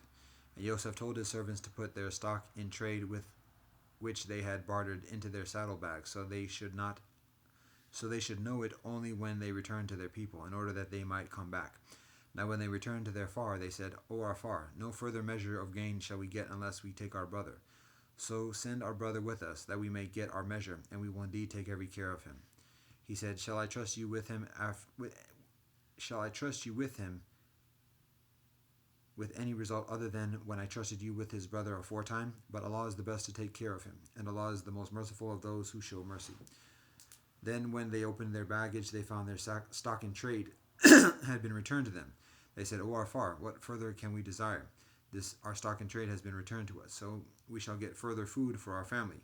We shall take care of our brother, and add at the same time a full camel's load of grain to our provisions. This is but a small quantity." Yaakov said, "Never will I send him with you until ye swear a solemn oath to me in Allah's name, that ye will be sure to bring him back to me, unless ye are yourselves hemmed in and made powerless." And when they had sworn their solemn oath, he said, "Over all that we say, be Allah the witness and guardian." Further he said, "O my sons, enter not all by one gate, enter ye by different gates. Not that I can benefit you aught against Allah with my advice. None can command except Allah. On Allah do I put my trust, and let all that trust put their trust on Allah." And when they entered in the manner their father had enjoined, it did not benefit them in the least against the plan of Allah. It was but a necessity of Yaakov's soul which he discharged, for he was by our instruction full of knowledge and experience, but most men know not. Now when they came into Joseph's presence, he received his full brother to stay with him. He said to him, "Behold, I am thy own brother, so grieve not at aught of their doings." At length, when he had furnished them forth with provisions suitable for them, he put the drinking cup into his brother's saddlebag.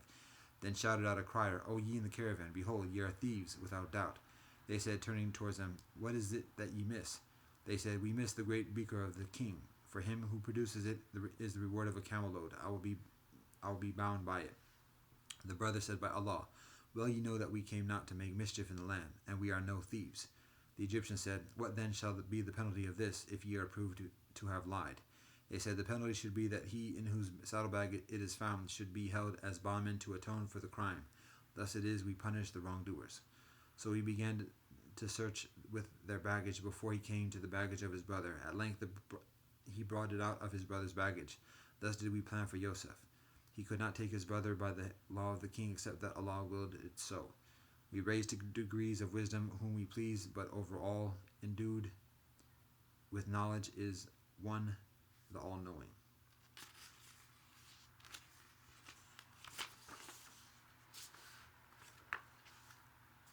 They said, "If he steals, there was a brother of this who did steal before him." But these things did Joseph keep locked in his heart, revealing not the secrets to them.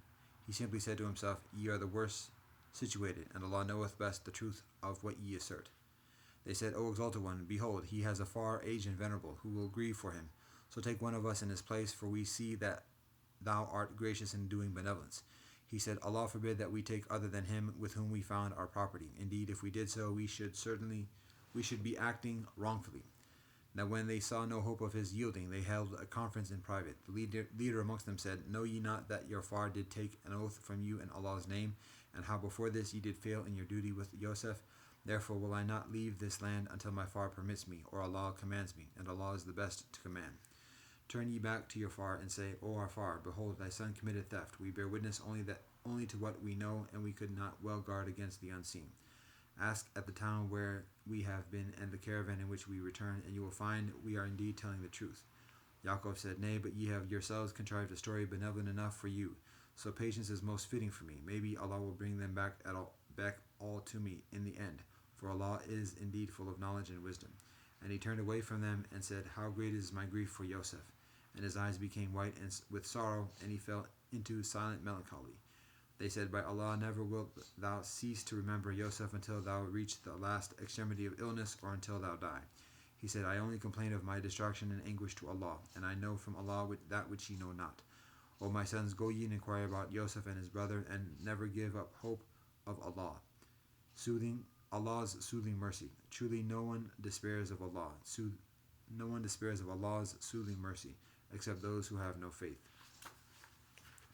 Then, when they came back into Yosef's presence, they said, O exalted one, distress has seized us and our family. We have now brought but scanty capital, so pay us full measure, if we pray thee, and treat it as charity to us, for Allah doth reward the charitable.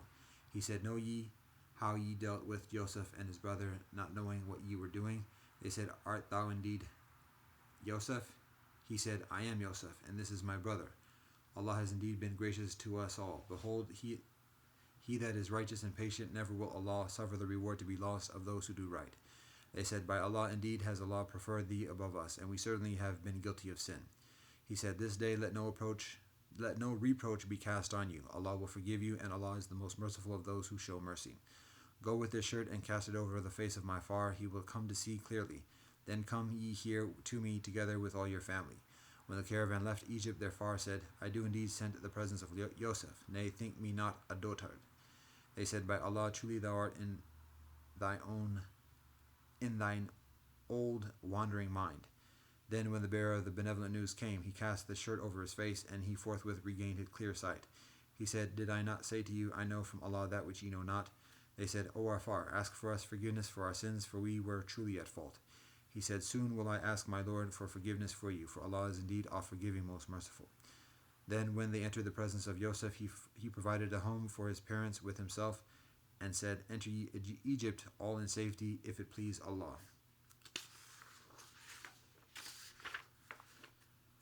And he raised his parents high on the throne of dignity, and they fell down in prostration all before him. He said, O my Far, this is the fulfillment of my vision of old.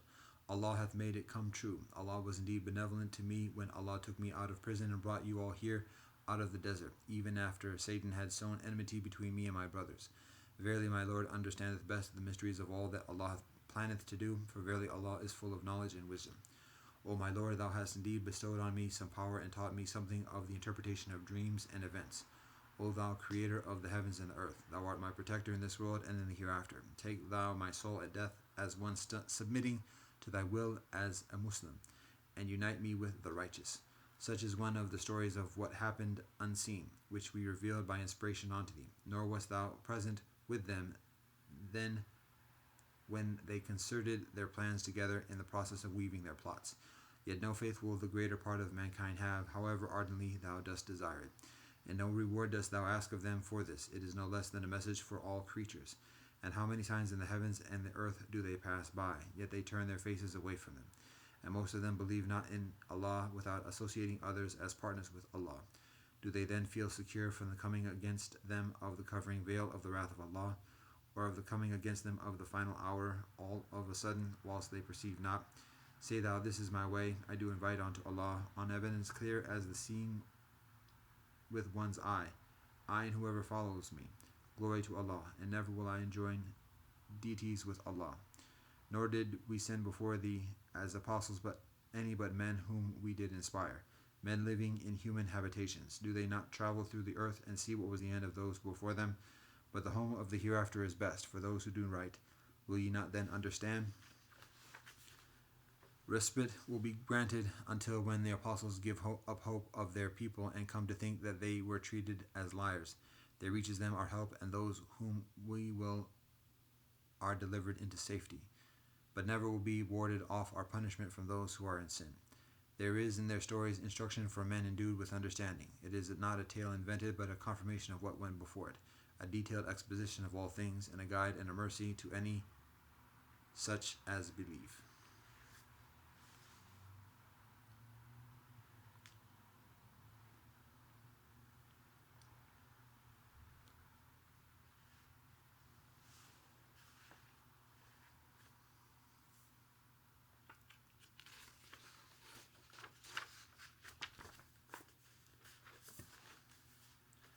Dao Te Ching, chapters 67 a 72. Everyone in the world calls my Tao great, as if it is beyond compare. It is only because of its greatness that it seems beyond compare. If it can be compared, it would already be insignificant long ago. I have 3 treasures. I hold on to them and protect them. The first is called compassion. The second is called conservation. The third is called not daring to be ahead in the world. Compassion, thus able to have courage. Conserving, thus able to reach widely. Not daring to be ahead in the world, thus able to assume leadership. Now, if one has courage but discards compassion, reaches widely but discards conservation, goes ahead but discards being behind, then death. If one fights with compassion, then victory. With defense, then security. Heaven shall save them, and with compassion guard them.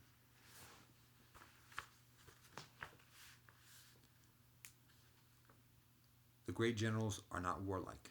The great warriors do not get angry. Those who are beneficial at defeating enemies do not engage them. Those who are beneficial at managing people lower themselves. It is called the virtue of non-contention. It is called the power of managing people.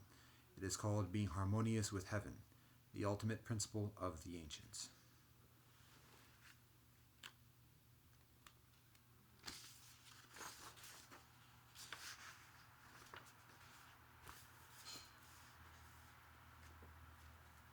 In utilizing the military, there is a saying, I dare not be the host, but prefer to be the guest.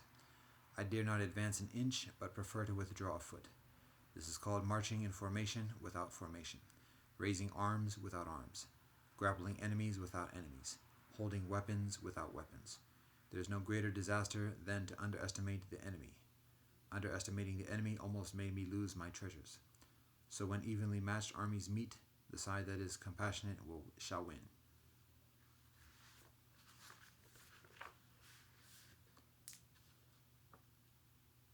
My words are easy to understand, easy to practice. The world cannot understand, cannot practice.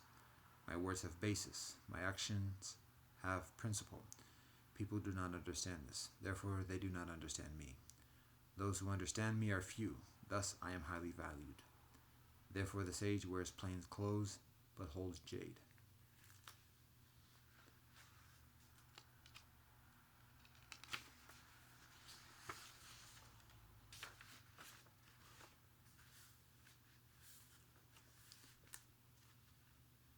To know that you do not know is the highest.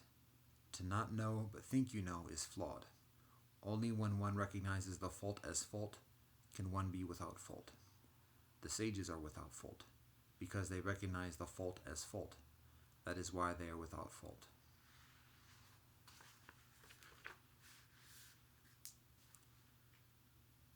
When people no longer fear force, they bring about greater force. Do not limit their place. Do not reject their livelihood. Because the ruler does not reject them, therefore they do not reject the ruler. Therefore the sages know themselves but do not glorify themselves, respect themselves but do not honor themselves. Thus they discard that and take this.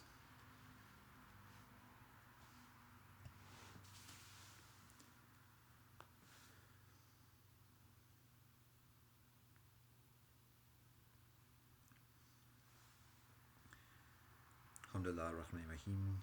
Allah Abha. Deus nos aqui essencial são da fakita no metum Vayechi sanam. Dao da fe hong dao. Ja. Rochata Adonai Eloheinu melech haolam hashekatanu b'mitzvotav v'tzivanu l'sok b'davai Torah. Kiri eleison. Sev masa savagetehi. Sabe sata b'avanta sukitata. Vagabia. Ubuntu. Shabana. Fekako. Aquaba upendana amani. Umejeka. Sheshe. Kamosunida. Domo. Arigato. Peluma. Yellow walk and talk. Talk. Odoka Shingu. God, we thank you for all that you bless us. Go, man of God. Adajami Yatafanami. Aho. Om Shanti Shanti Shanti.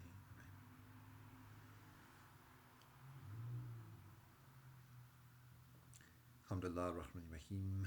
Allah wabha. Deus nostro que es en cielo santificado nomen tuum. Vayechi sanam. Da kuda fehung da. Ja.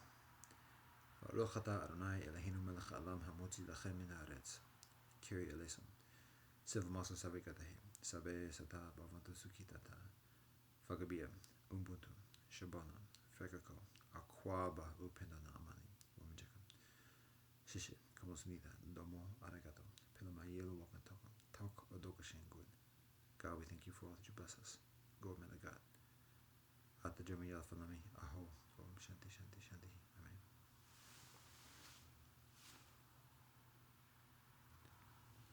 Namaste. Assalamu alaikum. Shalom. Adios. Zaijen. De Jakaris. Asamudwo. Kilo Ufred. With love, peace.